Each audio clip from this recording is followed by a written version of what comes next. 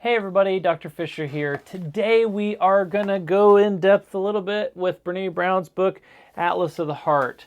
Now today we are talking about the basics of anxiety. You know, anxiety is such an interesting topic, difficult topic, and as Brené Brown talks about it, there's a lot of people that are involved and or that have anxiety on a variety of levels. So what is anxiety? Because we talk about it, you hear about it all the time. Typically, anxiety is usually focused in the future. It's something that's most likely going to happen in the future. Depression typically looks like something that happened in the past. We usually hold that in our bodies. We usually feel anxiety also in our bodies, but again, it's a little more forward focused. Now, Brené Brown talks about and shares a fun poem in her book, Atlas of the Heart, like I said, and it very much describes kind of the chaos that ensues in relation to anxiety. I have a little mild form of anxiety myself. It's something that I've dealt with for a long time. So for those of you who want to stick around to the end, I'm actually going to share one or two secrets that I use to help calm myself down, as well as I'm going to be sharing some of my favorite supplements that we carry here in the office. So if you'll stick around, we'll keep you updated on what those look like. So she starts off also in relation to a quote that she made for herself. And she said, or she's quoting this writer, Elizabeth Gilbert, and she says, "You are afraid of surrender because you don't want to lose control." And then on the other side of the page it says, "But you never had control. All you had was anxiety." And that's so true. One of the common characteristics of anxiety is people trying to control things they have no control over. Now, the American Psychological Association defines anxiety as an emotion characterized with feelings of tension, worried thoughts, and physical changes like increased blood pressure. And so it's important to understand that it can be both a state that you're in and a trait that you possess. Okay? And we're going to talk about those in a little more specific detail. It goes on to describe what that looks like, right? So a trait is something that is part of a personality, and it's something that's going to be around for a long time. So if you've had this trait that you tend to be over a long period of time a little bit forward thinking and a little bit stressed and a little bit maybe your blood pressure's pumping up in relation to a particular topic, you might have a trait that's related to anxiety.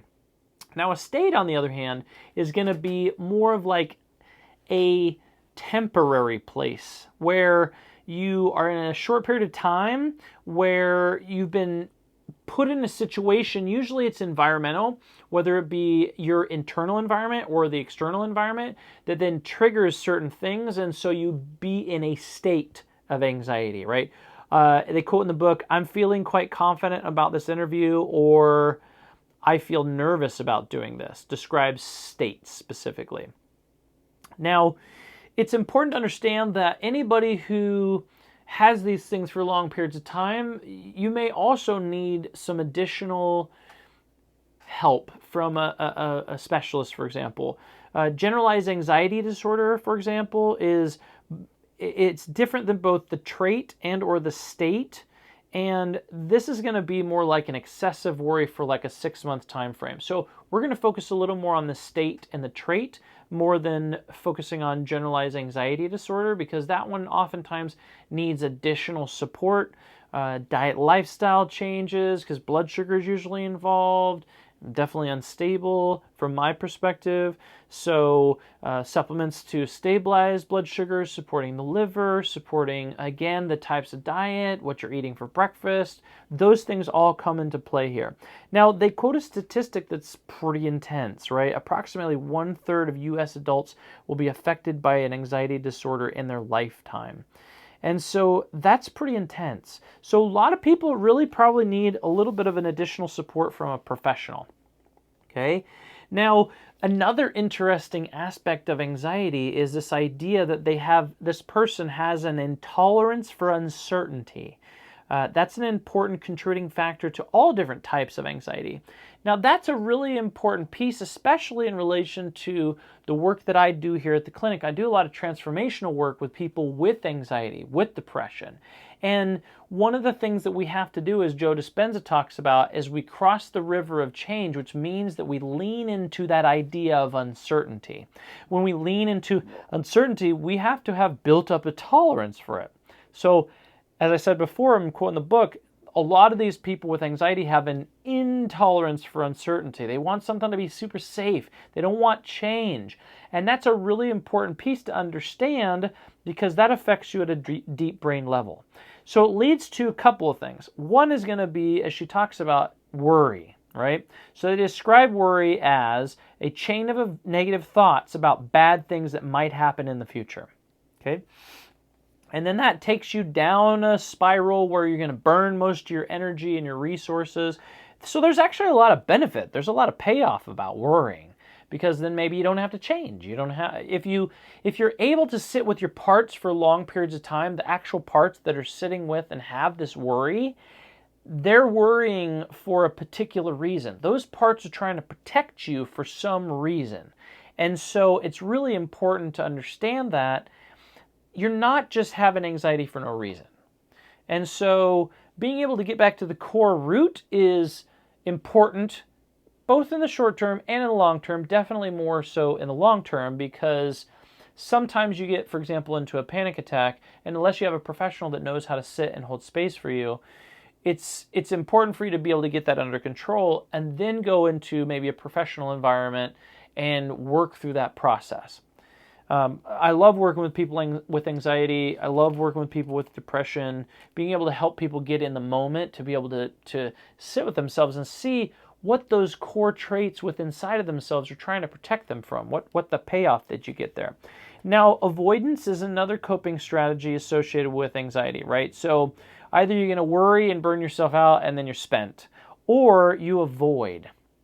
Now, as you avoid, right, you're also doing something similar to worrying in the sense that you're zigzagging all around until, with this idea of making it feel like it's consuming you, and then once it consumes you, then all your energy is spent as well. Now, the next piece that she goes on to talk about is the importance of being able to recognize anxiety within inside yourself, because oftentimes what happens is people get distracted or they get confused, for example, between the difference between excitement and anxiety. Now, that's an interesting one, but both of them are high-level emotions. They turn the nervous system on, and so there's a level of height that you get with this. So it's important for you, if you're feeling kind of, whoa, for you to be able to distinguish, is this anxiety, right? Am I worrying about something specific? Am I trying to avoid something specific? Or am I actually excited about something? Because they can be confused. Now, the next piece is going to be throwing in a little dread in there. Now, this is going to be associated with anxiety because dread kind of drags you down. It's the negative side of anxiety. And so for anxiety and dread, which usually is associated with someone with an anxiety situation, right, there's going to be something that the people have this perception that there's going to be some sort of a negative event, and it increases with every moment that passes that gets you closer to that particular negative event. So that's a really important piece to pay attention to. So again, this idea that fear is going to be associated with anxiety is a really important piece, because what that does is that leads us to that next state to recognize that the brain is going to be active in these particular situations. And she also talks about the idea that social pain is going to be part of the fear response or the pain response associated with anxiety specifically. And why that matters is because social pain and physical pain are actually felt in the same places in the brain. So it's important to understand that anxiety and or the fear that comes from anxiety has been something that's been around for a long time. Fear and anxiety, they come from the part of the brain that's trying to protect you. It allows you to be able to focus on something to make sure you don't die, just like a social situation. Who feels like they're going to die in a social situation? Well, Many of us do. And so it's important to be able to let yourself be free and open with this idea and understand and have a little compassion that these are really closely related. Okay? And so, again, these things are survival mechanisms. Parts of us have developed the ability to be able to use them to be able to hone in on something that might make us die. And so it's important to be able to work on the skill of being able to move into uncertainty and befriend the fear that goes along with that. Now, here at the end, what I want to do is give you a couple of simple tools. Now, generally speaking, what happens is when you are going into anxiety or a panic attack, if you will, what happens is that at the process, what happens is you start to constrict your lungs because you're just breathing in the top part of your lungs. And when that happens, you send more signals up to your brain that you're going to die. So that's a big deal. One of the things you can do to override that is practice your deep belly breathing. Now, if you're a swimmer, if you have practiced music before and know how to belly breathe, it's going to be a little bit easier. But one of the simplest ways you can do that is you can put one hand on your chest, one hand on your belly, lay down and practice pushing up your belly and breathing into your belly and the bottom. So you need to do this outside of a stress response, because when you get into a stress response, what you need to be able to do is to be able to do that deep belly breathing to override the anxiety attack. No, it won't work every time, but it'll at least usually give you a little bit of leeway. If not, once you become well practiced at it, it may be able to get you completely and totally out of that stress response. Not always, but maybe. So the next piece is going to be the simple Homer Simpson. Doh! So for those of you who, like my wife, is offended by Homer Simpson, it is understandable, but he's taught us a valuable lesson, okay? So when he went through a difficult circumstance, he naturally put his hand on his head and said, "Do." And so what happens is in Chinese medicine, there's 2 points right here on the top of the forehead that when you put your hand over them, they help cross, and that helps you process through emotions. It will help provide a little bit of peace and comfort and soothing to you. So that's a really, really simple one. Now, if you want some more advanced techniques, you can do some emotional freedom technique. You can do some fast technique. I have some videos for them. Just take a look at our channel. Now, one of the things that I do for people as well is to be able to provide them with some supplements, some things that they can take that will change their physiology, will change their internal environment. I'm just going to use 2. One is going to be one of my favorites, which is ER911. It's a gentle homeopathic remedy that anybody can use. You spray it in your mouth, and it takes the edge off.